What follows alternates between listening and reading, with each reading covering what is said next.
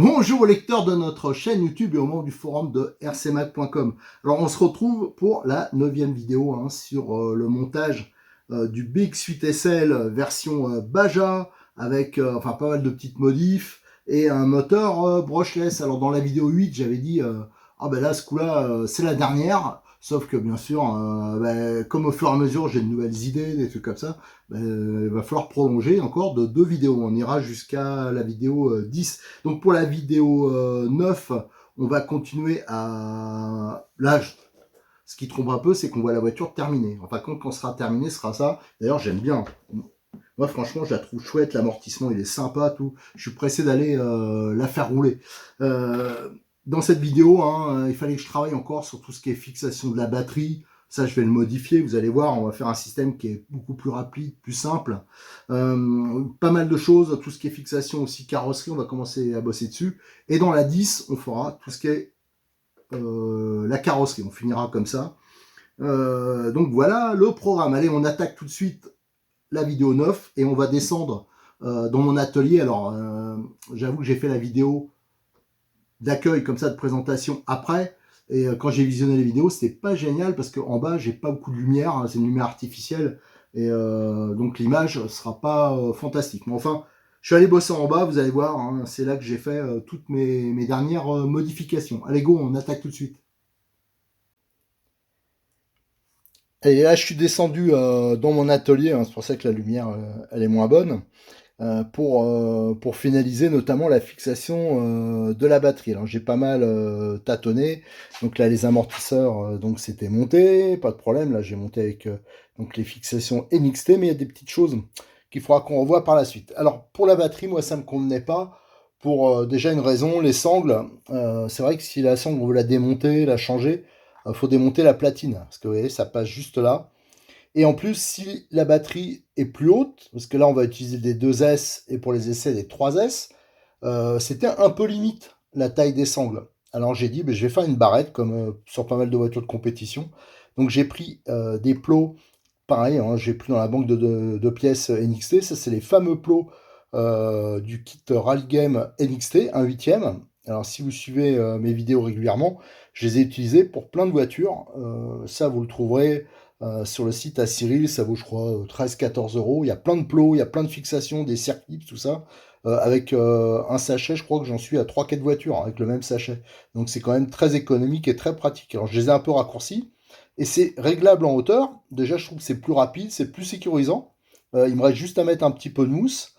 Parce que, voilà, les batteries, pour vous montrer, regardez, simplement celle-là, pourtant c'est deux batteries 3S. J'utilise des batteries 2S, j'ai regardé, qui ont une taille de 25 de haut. J'ai ce type de 3S là, des 5000, d'ailleurs, c'est des bonnes batteries ça, qui font 30 de haut. Et celles-là qui sont en 6002, que j'utilise habituellement, les Apsima, celles-là aussi, c'est vraiment, moi je trouve que le rapport qualité-prix est excellent. Elles font 35 de haut, vous voyez, et 1 cm de différence de hauteur, et avec les sangles, ça passait pas. Donc avec mon système, c'est réglable, donc c'est nickel. Alors il me reste juste à faire un peu de boulot au niveau des passages des câbles. De toute façon, c'est une voiture qui va évoluer dans le temps. On va faire les essais, je vous dis, on va finaliser. J'attends l'histoire du boîtier là. Déjà, quand on aura le boîtier, au niveau des câbles, ça sera complètement différent. Là, c'est vraiment du provisoire.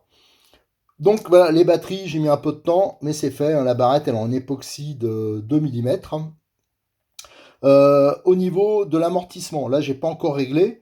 Faudra bien sûr avoir la même distance ici, la même cote au niveau des réglages. D'origine, là, on voit, j'ai un toucher, c'est correct, même si c'est un peu pompe à vélo. Là, j'ai de la 500. À mon avis, il faudrait de la 600, voire un peu plus. Donc, je verrai si j'ai le temps avant le premier essai, je le ferai. À l'arrière, ça me semble relativement correct. Même si je pense qu'il faudrait là aussi mettre un peu plus. Mais au moins, on a une bonne base, on a 500, on sait ce qui... Voilà, une fois qu'on a la base de réglage, après, c'est pas bien grave de devoir changer. Ça fait partie des choses qu'on doit faire de toute façon sur les voitures. Donc, je pense que le réglage sera peut-être, si vous devez faire le remplissage d'amortisseur, vers 600. Voilà, alors autrement pour le reste, je confirme, là j'ai vu cette histoire, j'en ai parlé juste avant, des câbles qui sont raides. Alors ça c'est quelque chose qu'on connaît, un petit défaut qu'on connaît de ce type de moteur. Mais c'est vrai que quand on doit ranger les câbles, là je les ai fixés, comme la carrosserie est basse, voilà, autrement je les aurais peut-être laissés plus souples. ça a tendance même à tirer un peu sur le contrôleur, même si on essaye de faire ça assez souple. Et donc je ferai la fixation avec les vis plus la mousse. Ça, c'est un truc que j'ai prévu de faire. Allez, maintenant, ce qu'il nous reste à faire, c'est le réglage du carrossage, hein. Pour le pincement à l'avant, il faut bien sûr avoir la même cote des deux côtés. Ça, c'est important. Et maintenant, on va régler le carrossage.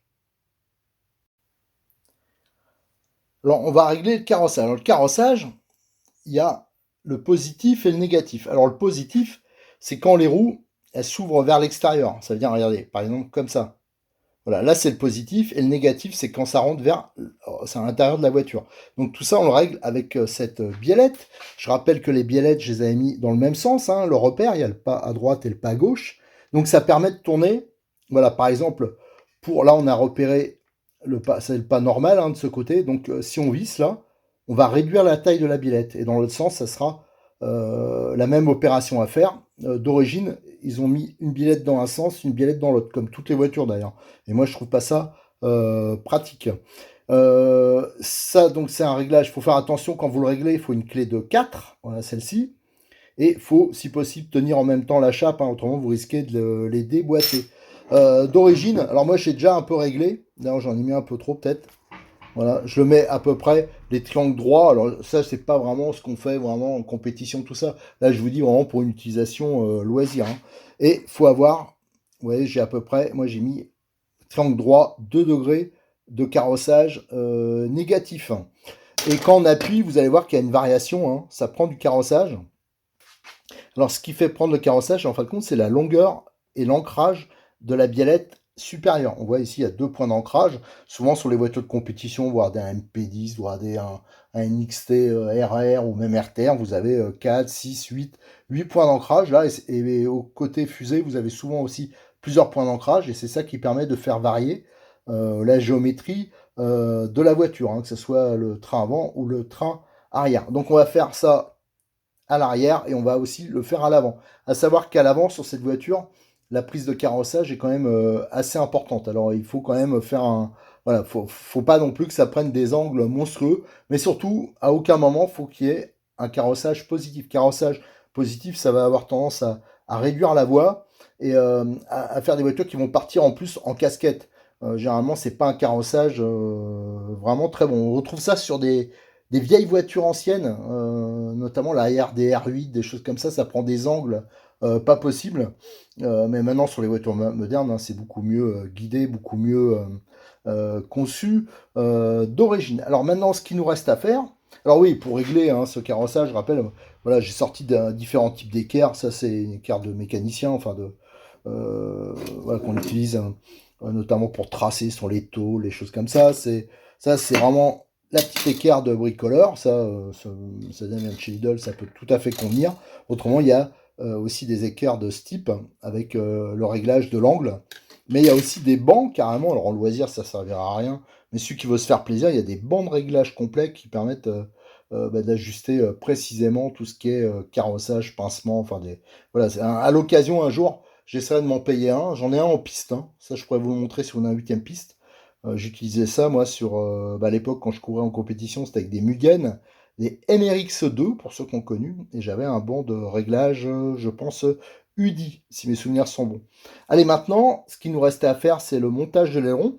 Alors là, j'ai une petite chose à vous dire. Je voulais faire la modif avant, mais en fin de compte, je vais laisser, je pense, pour l'instant d'origine, mais je vais vous montrer quand même ce que je ferai par la suite. Là, c'est plus par un manque de temps, parce que ce projet, en fin de compte, il m'a pris beaucoup plus de temps que prévu. Et en fin de compte, tout le reste est en panne. Alors j'aimerais bien pouvoir rouler, faire un premier bilan, des premiers essais, et après on s'en occupera un peu plus tard. Voilà, donc, et il y a l'histoire de la carrosserie. Et là, j'avoue que la carrosserie, j'ai beaucoup hésité. Moi, je voulais monter une carrosserie coccinelle. À un moment, j'ai même pensé, parce que ça monte dessus, monter une carrosserie de NXT. Parce que le problème de la carrosserie d'origine, moi, je trouve qu'elle est trop basse sur les côtés. Et notamment si on met des batteries 3S, des choses comme ça, ou même simplement avec les câbles. Là, pourtant, c'est un contrôleur tout à fait compact. Ben, ça gêne. Alors, ça m'embêtait un peu. Alors, on va voir exactement. Là, j'avoue que j'ai très peu essayé. On va déjà voir pour l'aileron. Alors, voici l'aileron, hein. Donc, c'est la même matière que la carrosserie et le même look. Alors, c'est vrai qu'il est super sympa, mais bon, il est relativement souple, tout ça. Il est très léger, ça c'est un avantage, mais le problème c'est que si vous faites des sauts, des machins, il va vite péter. Bon, l'avantage aussi c'est qu'il n'est pas très cher. Au niveau des fixations, alors ça pour avoir beaucoup roulé avec CDBX 8SL, moi j'ai déjà pété ici. Alors pas cette pièce, pas la partie comment dire support, mais la partie fixation. Alors une modif que j'ai déjà fait, alors j'hésitais à la faire tout de suite, c'est moi je tronçonne, je reperce à 2,4 et je mets des vis 3x10 tête cylindrique avec des rondelles là spéciales aileron. Et moi je trouve déjà c'est beaucoup plus facile à démonter tout ça. Alors par contre, faut pas s'amuser à le démonter 50 fois parce que si on regarde, il n'y a pas énormément de matière, hein. Mais bon, ça c'est une pièce qui est pas très chère, on peut de temps en temps éventuellement la changer. Et en plus, ça va beaucoup plus plaquer et être plus facile à monter et à démonter que les rondelles assez épaisses avec les clips là, qui sont pas toujours faciles à mettre. Alors j'hésite à faire la modif. Quant à la... Bon allez, j'allais parler de la carrosserie, mais finalement, je pense que je vais déjà m'en modifier deux d'avance et on verra plus tard. Je vais faire la modif tout de suite. Voilà, j'ai fait la modif, hein, c'est vite fait, hein. Donc j'ai repercé à 2. Voilà, 2 pour que ça soit bien serré, hein. Normalement c'était 2,4. Et j'ai mis une vis 3x12. Et voilà, la petite rondelle large, hein. Donc là, il y a plusieurs couleurs. Ça, pareil, c'est des dispo chez Cyril. Donc voilà, c'est une petite modif que je vous propose. Donc ça, je vais le faire directement sur la voiture. Maintenant, ce qu'on va regarder, on verra si on monte le support d'aileron ou pas, hein. C'est selon la carrosserie que je vais installer. On regarde la carrosserie tout de suite. Alors pour la carrosserie, alors celle d'origine, on va pas se tromper de sens, parce que c'est vrai que c'est pas facile. Au premier abord, on pourrait presque la monter dans les deux sens. Donc si je la monte là, vous voyez derrière, ça force un peu, c'est au niveau des câbles ici.